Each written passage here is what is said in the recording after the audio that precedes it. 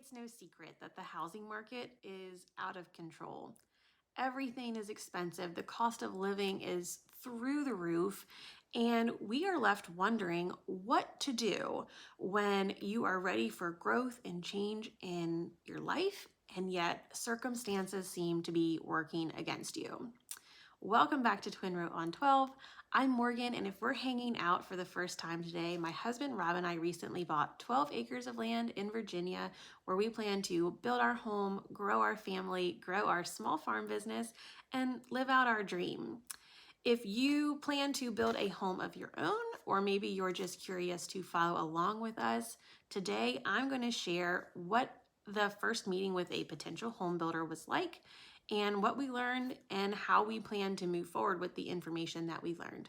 Things that we really want and need on the property before we can move there is, of course, a home. We need a place to live, and we want this house to be a place where we can grow through different stages of our lives. We plan to move there, stay there, hopefully die there when we're really old, of course. And so we will need this home to be a place where we can have small children, have teenagers who want more space, perhaps, be empty nesters, a place where we can welcome a larger family back with grandchildren when we're at that stage of life. We want this to be a place where people are welcome and want to come. And so we need a home that will suit or could suit all of those needs at some point. We also need a place to grow our microgreens. It is necessary to immediately have a grow space. That business is a huge part of how we can afford to do any of this. So we can't be without that if we want to move here. And we do. So home and grow space. That is what we really, really need. In our hopes and dreams, that would have looked like a home and a separate building to grow in. We want a farm stand, inspected kitchen, grow space, a washroom to be able to wash and sanitize all of the things that we grow with. And obviously we still do those things now, but it would be really great to have a separate place to do that. After the meeting with this builder, I think we have confirmed what we already knew, but we're maybe hopeful there was some flexibility. Basically, we cannot afford both right now. And I should just note too, we do not have this dream of building a massive home and a massive building. The home plan that we're looking at is like 2,100 square feet, which is plenty big, mind you. I am very grateful for that. But, some people have this bigger is better mentality, and we don't really feel that way.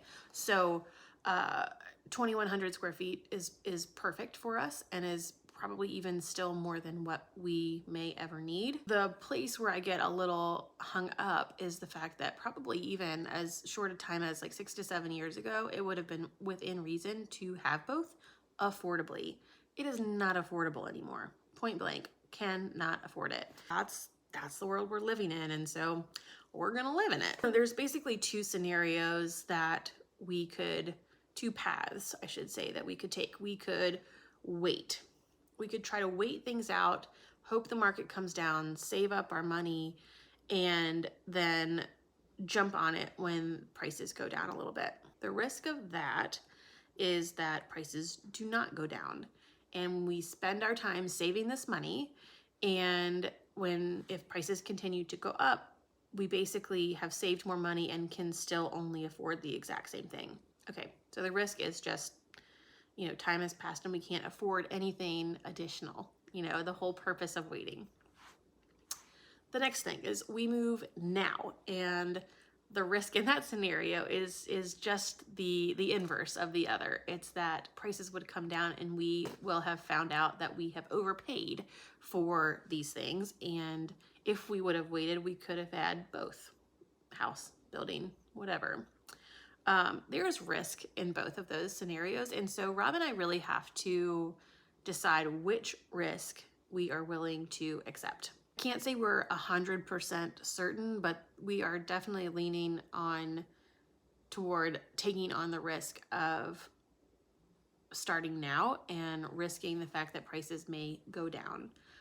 The political landscape right now is, it's a dicey time, right? Like this whole tariff situation could, in a very real way, affect the prices of building material. I do think those tariffs are being used as a negotiating tool, and maybe the other countries will want to play ball. In the short term, maybe the tariffs go into play for a little while and we feel the pain of that a little bit. And if that's the case, that's the risk that we would take on.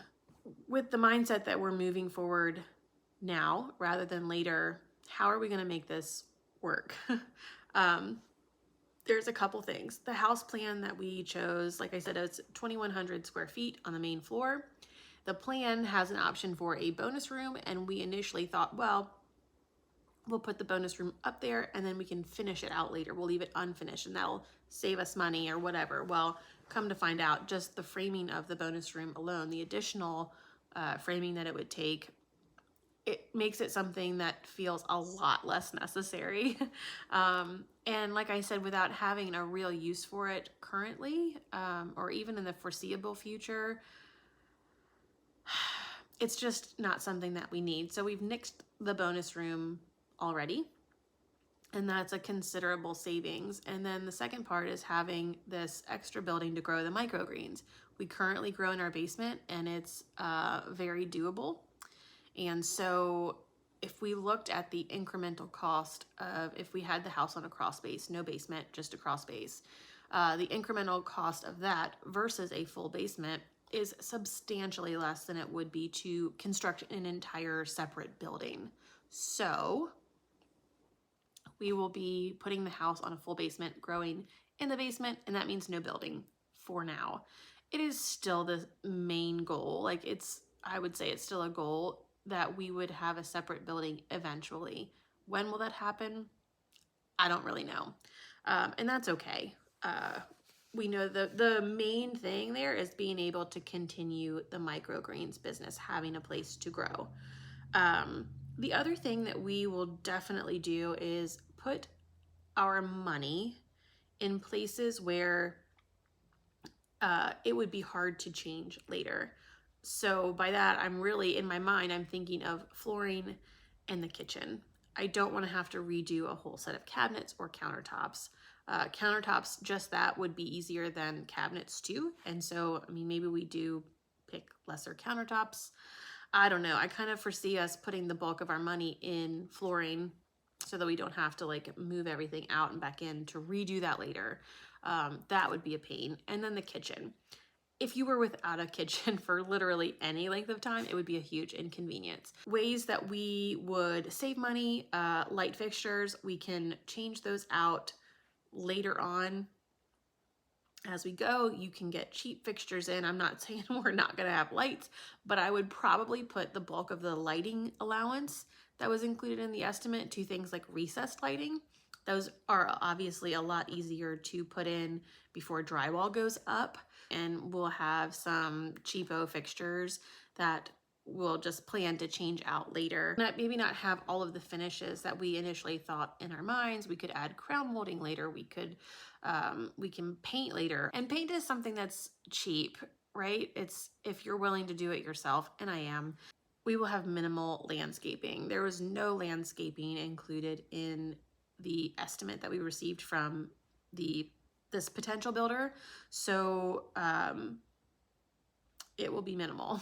And by minimal, I mean probably bare for some time.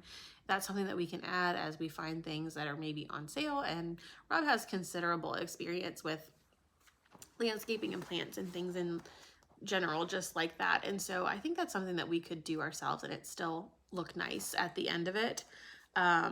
So we will have a full but unfinished basement. It will be studs down there. We don't need walls. Microgreens don't care if there's walls down there, and so we're not gonna have them. The house plan had a fireplace on the patio.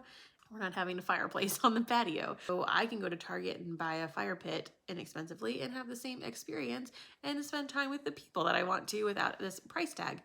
Later on, if our circumstances change and we have the budget and we want a fireplace, that's something that can totally be added later. We have allowances for certain things. So there's a lighting allowance, a counter and cabinet, allowance, there's flooring allowance. So the way, I don't know if this is the case, this is a question we need to ask the builder, is if we don't use all of one allowance, could it roll over to another category? I don't know the answer to that. We need to ask. But, I feel like I could probably fairly easily come under budget on the lighting allowance if I do things in a wise way. And could I use some of the extra money to bulk up, say, the cabinets? It's one of those things, like, you think in your mind what you want in your house, and then when you get there, you don't even notice some of these things. It's just the vision that we put in our head, right? And I gotta quit that. We gotta come back to reality a little bit and understand this may not be a perfectly Pinterest style home straight out of the gate, and that's okay. And I really think there's something to be said for, delayed gratification. Yes, it'd be great if we could have everything exactly the way we want it, freshly, like turnkey. Here's our dream, we're living in it. You work and you work and you work and you save and you do all these things, and then boom, you've achieved it, and then it's over. I don't mind having to work a little bit for something, and I think honestly the reward of it is much greater when you've got a little sweat in the game. I think there's a real value to that, and I think it's important too for like children to see you work for something and earn it, and bring them along with you and let them help. So I think ultimately, not that I want things to be expensive, but I think it's probably a good thing that it will kind of force our hand into having to do some of these things ourselves. And just getting to experience it. Rob made a really good point the other day. I can sometimes get overwhelmed with all of the decisions that will have to be made, and I'm already like, the wheels are already turning. So I need to slow my mind a bit. And Rob's view is, he's like, I'm really just looking forward to the experience of it. I wish I was more like that. I wish I took on that mindset, and I'm trying to. It really kind of was a off the cuff comment, but it really stuck with me. I think it's really cool. Try to marry someone who you think to yourself, man, I really want to be more like that. So long story short, things are as expensive as we thought they would be. We've had to make some changes and adjustments, and it's all gonna work out. So no real worries there. The cool news is I just have always in my head kind of had this idea that a new build, it's gonna take a year. This guy that we met with said it should take about 8 months to build. Next year at this time, we could be sitting in our new house. And probably working on our first painting project or an upgrade. And so it's just exciting. The future is a very hopeful one for us, and I am just looking to find the joy and the experience. Rob really inspired me to maybe step back and, of all the decisions that have to be made, of all the stress that can come with a big purchase like this, a big investment like this, there is so much joy to be found in. And I want to enjoy the process and truly experience what it is like to build our own home and live our dream. And I'm so thankful to have you watching and joining us along the way. So we'll see you next time.